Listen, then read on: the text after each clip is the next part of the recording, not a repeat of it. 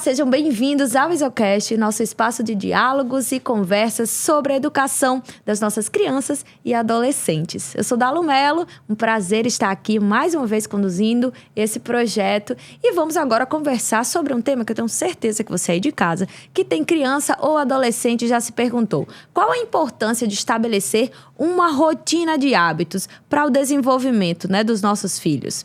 Pois é, tenho certeza que você já se viu sendo questionado. Mas, mãe, por que eu tenho que fazer a mesma coisa todos os dias? Seja escovar os dentes, tomar o banho, antes de dormir, até mesmo comer doce só no fim de semana. Mas tem coisa que precisa, sim, de rotina.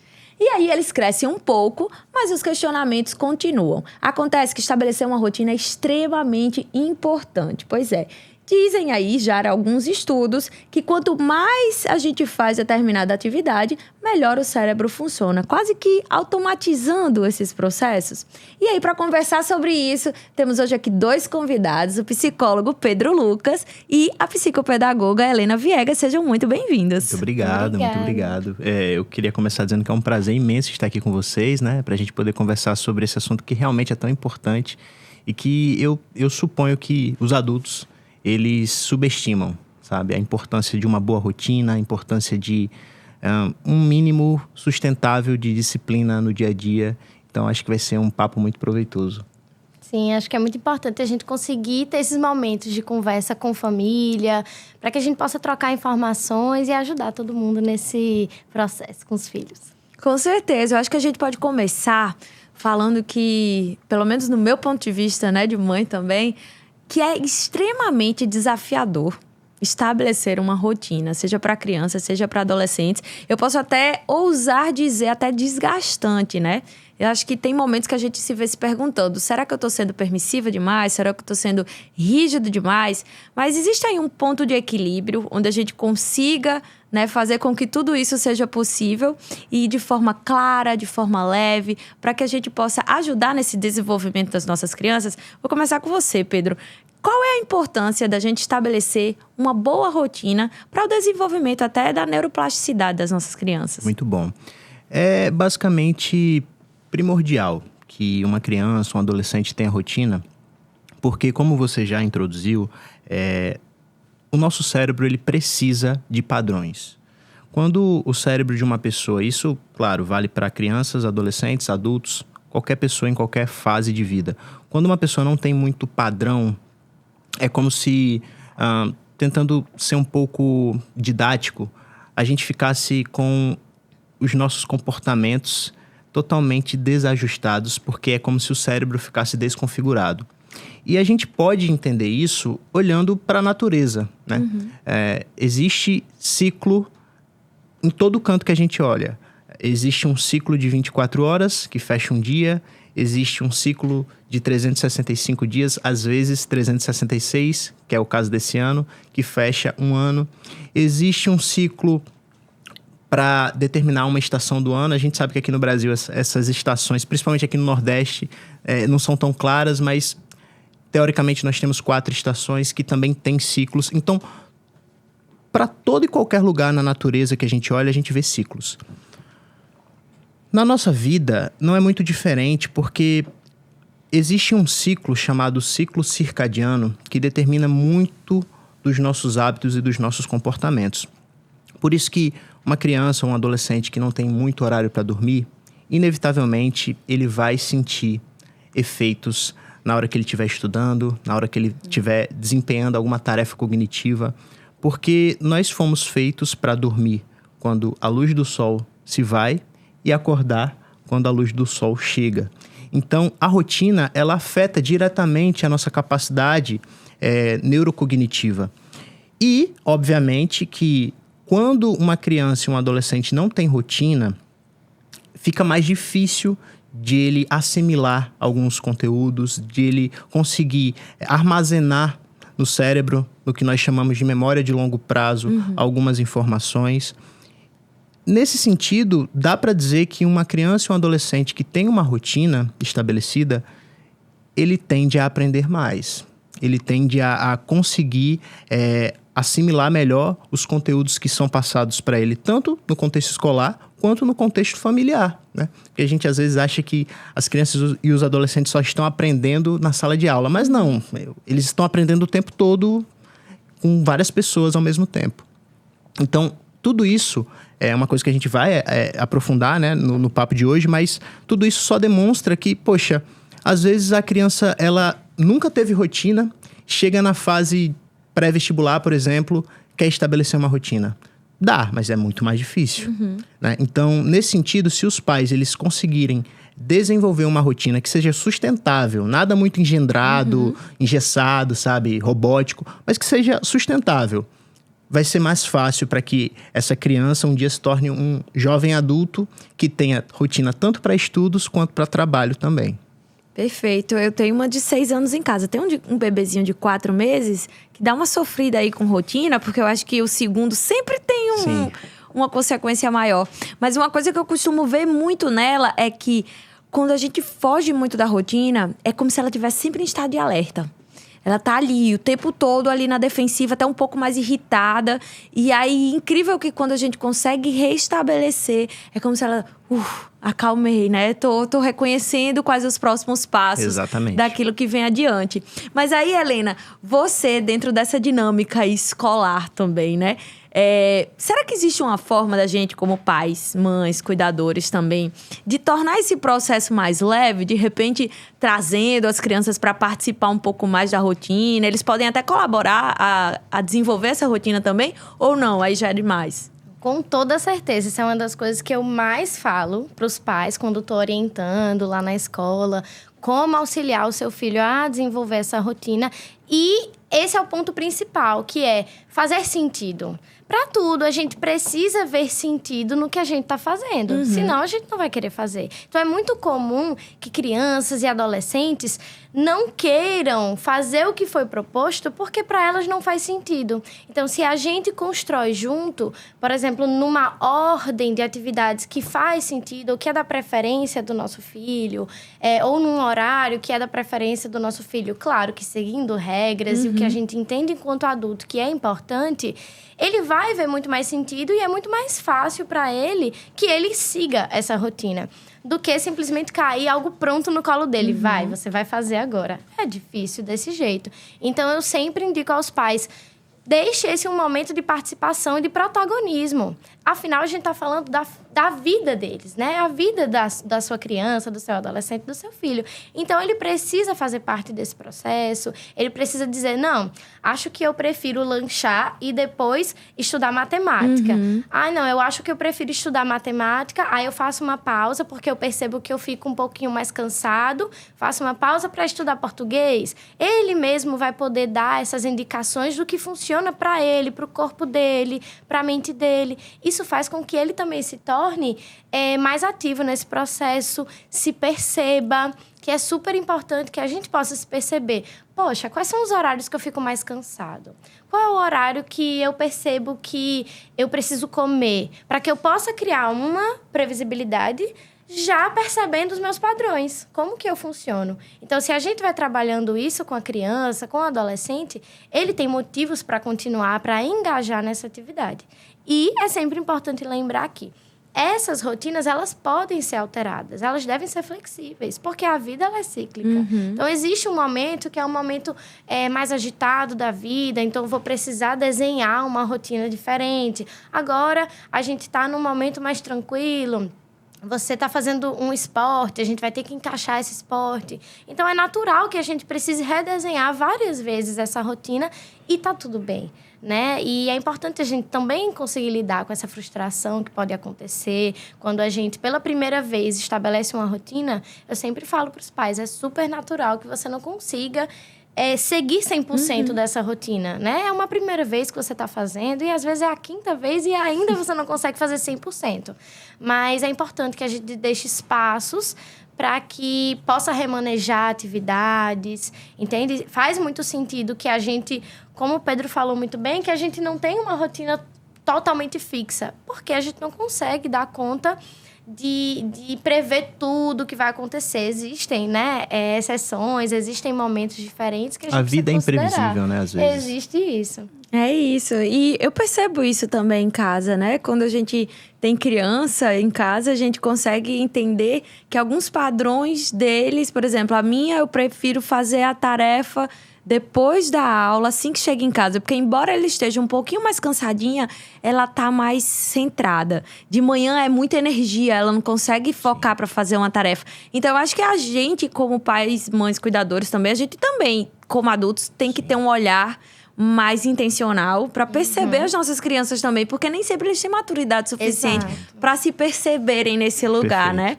E aí, Lucas, uma coisa que me chamou a atenção também é que, embora seja importante a rotina, uma coisa que eu percebo que funciona muito bem são as quebras da rotina. Será que essas quebras de rotina, seja um doce no final de semana, um horáriozinho ali um pouco mais flexível na hora de dormir, eles podem de alguma forma ajudar também? Com certeza. Se for feita de maneira estratégica, né? Por exemplo, para recompensar um comportamento, isso é o que nós chamamos de condicionamento, né, e de reforçamento na psicologia comportamental. Quando um filho faz algo que você quer que ele repita aquele comportamento, a tendência é que você reforce. E aí, essas quebras de rotina, por exemplo, poderiam ser um tipo de reforço, né? Como você falou, vamos hoje, sei lá, é um dia de semana, mas vamos hoje pro cinema juntos, sabe? Teoricamente, seria um dia que ele deveria estar dormindo mais cedo, né? Mas se não for algo que se torne um hábito, né? E que torne a quebra de rotina habitual, eu acho que é super válido. Até como uma forma de você recompensar o trabalho, né? A dedicação do filho. Complementando o que a Helena falou, acho que ela foi fantástica no que ela disse sobre a questão de você explicar o porquê, né? O que eu vejo, na maioria das vezes, quando os pais são mal sucedidos no estabelecimento da rotina para os filhos, é que eles querem justamente empurrar a rotina. Vocês têm que fazer isso. Mas por quê? Porque eu quero. Então, geralmente, principalmente no período da adolescência, imposições não dão certo. É muito importante que os pais entendam que tão importante quanto estabelecer rotina é dizer por que você acha que estabelecer rotina é importante, né? Estudar sobre isso, dar bons argumentos, né? Digamos, se o teu filho tem 10, 12, 13 anos, ele já tem consciência, ele já tem um entendimento bacana para você explicar, filho, eu acho que faz mais sentido você dormir cedo, porque você no dia seguinte vai estar mais descansado, inclusive para poder brincar com teus amigos, para poder jogar bola, para poder, sabe, performar em alguma coisa que você queira, né? Você olha para mim, você vê que se eu não durmo bem, no outro dia eu não rendo tanto, você percebe que eu fico mais estressado, sabe? Então, esse tipo de linha argumentativa dá muito mais certo do que o pai chegar e... Não, você tem que ter uma rotina porque é assim que eu quero que você funcione. Até porque eu acho que nem funciona mais para as crianças de hoje em dia. Porque quando você dá um porquê como resposta, logo em seguida vem mas por que não é resposta? Exatamente. Eu vivo isso muito, embora eu evite, mas eles não aceitam porquê como resposta. Exatamente. Então essa questão é muito importante, sabe? De você explicar o porquê, de você entender que ele precisa ter horários, né? E aí, como você falou, no meio disso, ter quebras de rotina é importante no sentido de, olha, filho, eu tô vendo que você tá estudando, eu tô vendo que você tá fazendo suas coisas, você tá assumindo responsabilidades. Então, acho que é interessante a gente tirar um tempo hoje para passar um tempo junto, né? Vamos fazer alguma coisa juntos? Hoje, especificamente, não precisa você estudar, não. Vamos fazer alguma coisa que acrescente e que te ensine algo que não necessariamente seja num contexto acadêmico, num contexto escolar. Eu acho isso bem interessante, até para gerar uma maior proximidade com os pais. E tem uma coisa assim que eu acho importante demais ressaltar. É muito difícil filhos terem rotina se os pais também não têm. Isso é muito difícil. Eu não sei se você vai entrar nesse ponto. Me considero culpada. Eu não sei se você vai entrar nesse ponto, mas assim... É um conhecimento que eu nem diria que é da ciência psicológica, é do senso comum. Os filhos, eles são espelhos dos pais. Né? Os pais, eles são modelos muito importantes para os filhos. Então, assim, se um pai ou uma mãe chega e diz, você tem que ter horários para comer, para dormir, para estudar, para se divertir. Mas a vida desse pai, a vida dessa mãe é uma bagunça total, não existe rotina, fica muito mais difícil, né? É Então, isso. Por experiência própria, o que é que acontece? Eu trabalho muito com dinâmicas de projetos, eventos, e é muito difícil, quando existe esse determinado tempo de atuação, estabelecer uma rotina. E aí, eu sinto a necessidade, por exemplo, hoje, de não necessariamente estabelecer rotina de horários, porque eu percebo que são rotinas mais dificultosas pra gente, mas de processos. Sim. Então, por exemplo, eu sei que talvez hoje eu chegue um pouco mais tarde em casa, mas ela tá ali me esperando, porque sou eu que vou dar o banho, e sou eu que vou contar a historinha, e sou eu que vou colocar pra dormir. E aí, quando isso não é possível acontecer, ela já espera, por exemplo, que alguém venha tomar esse lugar, porque ela tem um processo, e esse processo alguém vai tomar conta e vai ser nesse local. Então, eu acho, de repente, que a gente determinar rotinas de processos, de hábitos, também pode funcionar. Num caso, por exemplo, como eu ou outros pais e mães que também não têm essas condições e ter aquele momento ali específico para tudo. E talvez também deixar pequenos espaços de descanso pode funcionar. E aí eu vou levar para ti, Helena. Aquela rotina muito imprensada, né? Que a gente quase não tem tempo de respiro. De alguma forma, acho que ela fica mais difícil de ser mantida também, né? Com toda certeza. Como a gente conversou anteriormente, né? Existe a imprevisibilidade, né? A gente não consegue prever tudo o que vai acontecer. Eu sempre converso sobre isso com os pais, que se a gente coloca aquela rotina muito fechada, inclusive considerando horários e até minutos, né? Eu já recebi rotinas para analisar, porque eu converso muito com os alunos e com os pais, a gente monta uma rotina e aí a gente vai analisar essa rotina e será que eu consegui cumprir? Não. E entender os motivos pelos quais eu não estou conseguindo cumprir. E muitas vezes essa dificuldade é por quê? Eu coloco uma atividade das 2 às 3, aí outra das 3 às 4, outra das 4 às 5. Eu fico, gente, se você espirrar já não deu mais tempo. Já atrasou tudo, atrasa um e vai atrasando tudo. E aí existe a frustração associada, porque eu não consegui cumprir o que eu deveria ter feito.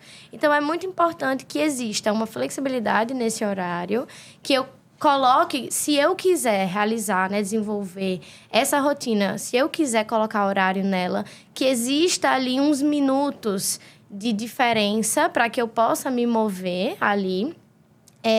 E é muito importante que existam esses espaços ali na rotina. Por exemplo, eu tenho umas 2 horas livres na terça à tarde, 2 horas ou 1 hora livre na quinta de manhã. Porque pode acontecer de haver uma necessidade de um evento, um aniversário. Então, digamos que esse é o horário que eu tenho ou que o meu filho tem para estudar matemática, na terça-feira.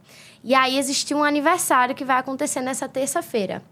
Meu Deus, e agora? Eu não vou para esse aniversário? Eu não vou estudar matemática? Esse assunto vai ficar pendente? Se eu tenho um horáriozinho já programado para ser livre, para ser aberto, na quinta, eu transfiro essa ação que eu iria fazer na terça para a quinta.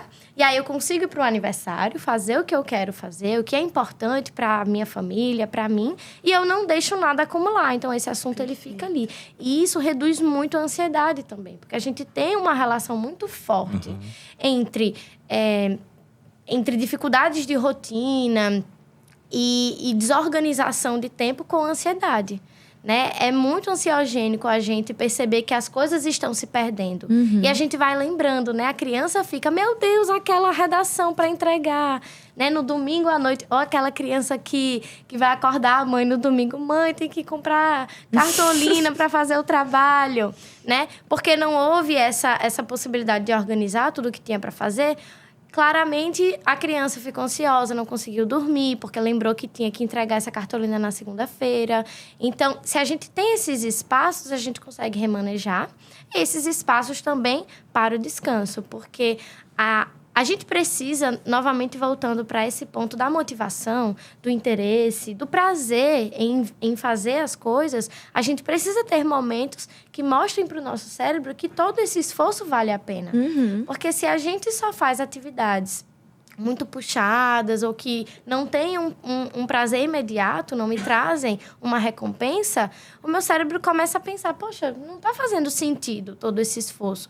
Ele começa a reduzir realmente a atenção, a gente começa a ficar mais cansado. Então, se a gente dá essas pequenas injeções de prazer, de descanso, de sair com os amigos, é como se o cérebro se alimentasse disso. E, poxa, eu tô com mais energia agora para fazer tudo o que eu preciso fazer.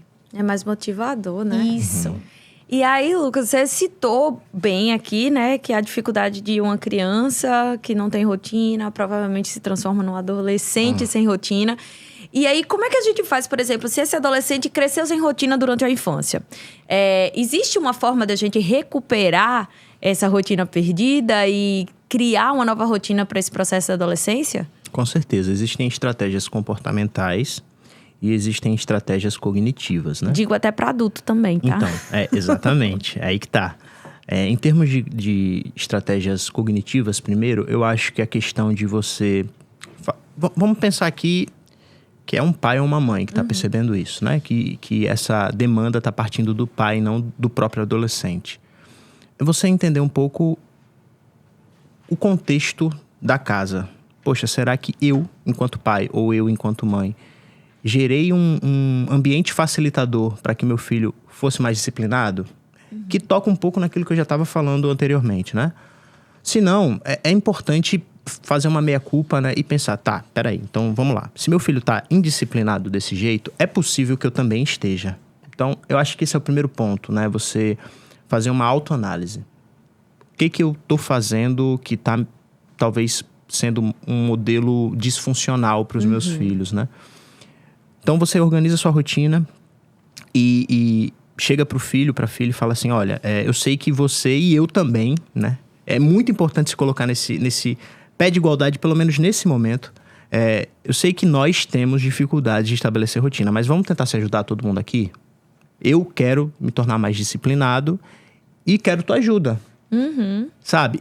Para o adolescente... Tipo, caramba, Tô meu me pai, sentindo útil. minha mãe tá querendo minha ajuda, né? Tipo, e não, mais uma vez, ele se sentir... meu pai e minha mãe só dá ordem em mim. No lugar de autoridade, né? Entendeu? Me ajuda, vamos tentar estabelecer uma rotina juntos aqui? Vamos tentar fazer com que essa casa seja uma casa um pouco mais funcional nessa questão de rotina? Então, chegar pro filho e trazer ele como um colaborador, não como um subordinado, né? Então... esse ponto, assim, de fazer a autoanálise, de conversar com o filho sobre a importância... Porque, assim, gente, não dá pra gente falar que a rotina é importante pros filhos e desconsiderar que os pais podem estar sendo extremamente prejudicados com isso, né? Então, vamos tentar realmente melhorar todo mundo. Esse é o primeiro ponto. O segundo ponto é, mais uma vez, estudar um pouco mais sobre rotina. Eu acho que esse episódio é fantástico porque ele abre portas, né? A gente não vai esgotar esse tema aqui, não tem como.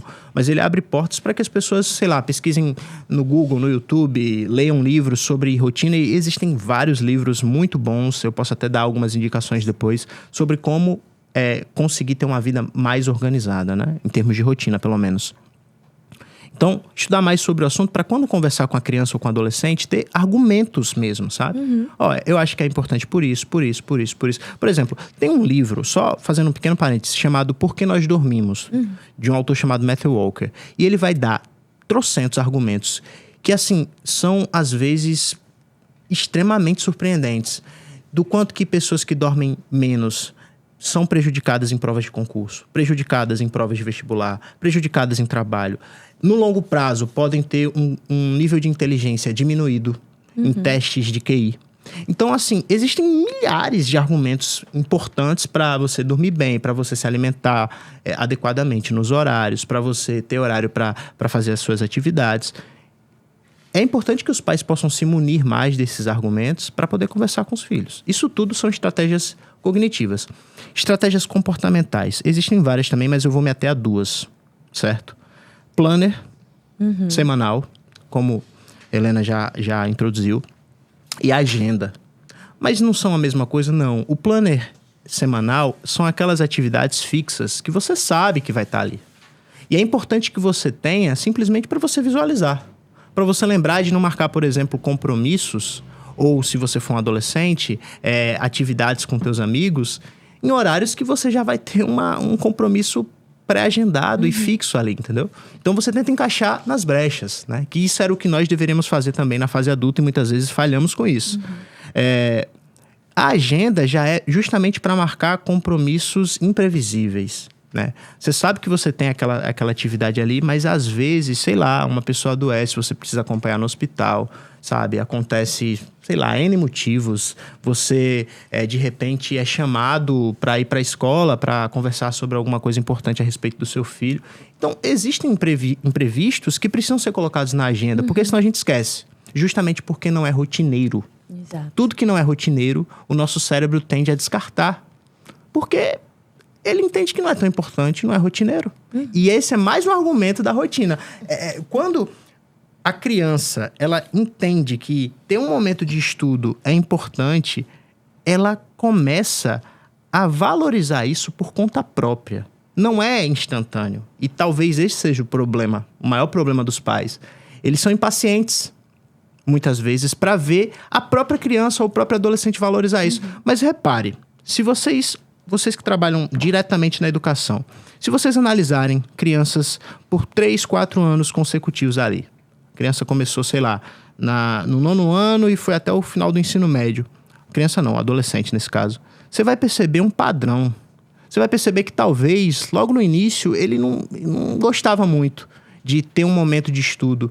Mas, quando você quebra essa barreira, que para algumas pessoas dura semanas, para outras dura meses, para outras pode demorar até mais de um ano, mas quando você quebra essa barreira de, tipo assim, estudar é um saco, fazer minhas atividades escolares é um saco. Quando você quebra essa barreira, o adolescente ou a criança, ele começa a gostar, porque ele vai vendo resultados. E os resultados são reforçadores maravilhosos, né? A criança vai começando a perceber uma coisa: poxa, minhas notas estão boas, meus colegas estão pedindo conselhos para mim, querendo que eu ensine alguns assuntos. A criança ou o adolescente vai se tornando popular, a gente sabe que isso acontece. Uma criança que tem boas notas, um adolescente que ele tem boas notas, ele aprende as coisas, ele atrai outras pessoas para que tire dúvidas. Então ele começa a ver vários reforçadores sociais, educacionais, e ele começa a tomar gosto por isso. Agora, é um processo, entende? Então, até olhando para a nossa vida, tem pessoas que acham extremamente difíceis fazer atividade física, né? Extremamente difícil. Mas se você consegue persistir ali por 2 meses, 3 meses, se torna parte de você, sabe? Você não sabe mais viver sem, né? Exato. Quem malha há mais de um ano não consegue ficar muito tempo sem malhar. Agora, o primeiro mês sempre é muito doloroso. Então, isso serve para crianças e adolescentes também. É isso, eu acho que depois de uma rotina estabelecida, né, a gente começa a sentir realmente que ela faz parte da nossa vida. Exatamente. Mesmo. E quando a gente não tem, isso se transforma num processo até de adoecimento. Exatamente. Como ansiedade, por exemplo, né? E a gente vai desenvolvendo isso com mais facilidade. E aí, por exemplo, agora voltando um pouquinho para um contexto escolar, Helena, a gente percebe que é muito fácil, por exemplo, tá entrando agora no período de férias, né? E é muito normal que no período de férias todo mundo ama, porque tem mais aquela liberdade e tal. Mas e aí, a volta das atividades escolares? Como é que a gente faz para reestabelecer essa rotina? E aí, não só nas férias, mas em outros momentos onde a gente precisou romper um pouco com ela, como é que a gente faz esse processo de forma mais leve? Uma coisa muito importante é a gente não romper completamente com essa rotina. Né? Algumas coisas vão sim ser modificadas, né? A gente pode acordar um pouquinho mais tarde, mas não faz tanto sentido que eu tenha uma criança que estuda pela manhã, por exemplo, e acorda às 6h30 ou às 7 da manhã, começar a acordar ao meio-dia nas férias. Aí realmente é uma mudança muito drástica. E as férias duram ali normalmente 1 mês, então é um tempo para se estabelecer uma nova rotina. Então, essa alteração, ela se torna uma nova rotina. Então, quando a gente retorna, tem que fazer todo o processo inverso novamente. Então, é importante que a gente não altere demais essa rotina. Tudo bem flexibilizar. Se você acordava às 6h30, você passa a acordar às 8h, mas que mantenha acordando de manhã, mas que mantenha dormindo uma quantidade de horas suficiente, porém não demais, que ainda faça algum tipo de atividade que estimule, como leitura. Você não necessariamente precisa fazer as tarefas da escola, mas você continua lendo, continua fazendo alguma atividade que vai estimular o cérebro, não deixar a criança só assistindo televisão as férias inteiras. Então, pensar em atividades que fujam um pouco dessa rotina, mas que continuem estimulando, trazendo algumas habilidades importantes. E outras coisas que podem ser mantidas, manter dentro da rotina, né? O horário de alimentação, tudo que puder ser mantido é importante. Porque aí a gente consegue trazer para a criança e para esse adolescente que a rotina ela é importante para a vida, não só para o rendimento escolar, mas para a vida como um todo. Então, se é importante para mim como um todo, por que eu vou largar porque eu estou de férias? Então, eu consigo manter, trazendo um pouco dessa flexibilidade que pede o momento, mas manter dentro do possível. Perfeito. E acho que um treinamento que rola lá em casa também é assim, ó. Tá aquela loucurinha ali das férias, mas uma semaninha antes, vamos começar a reorganizar as coisinhas aqui para dar tempo de se adaptar e não ser aquele choque muito grande, né? Ali quando começar. E uma coisa, assim, super importante da gente lembrar também é que é natural que a gente precise trazer essa conversa que o Pedro falou mais de uma vez. A gente não vai só falar uma vez e vai estar tudo estabelecido e resolvido. Às vezes, precisa, inclusive, colocar o momento de organização da rotina dentro da rotina. Por exemplo, todo almoço, depois do almoço de domingo da família, é o momento que todo mundo vai pegar a sua agenda e vai organizar. Então, trazer o momento de planejamento dentro da própria rotina e, muitas vezes, falar novamente e novamente para os filhos sobre isso, sobre essa importância. Toda essa mudança de comportamento, ela precisa de uma certa insistência. E também dessa colocação de rotina precisa de uma insistência, precisa de repetição. Então, é importante a gente deixar isso claro, que não é porque não deu certo num primeiro momento que não vai dar certo.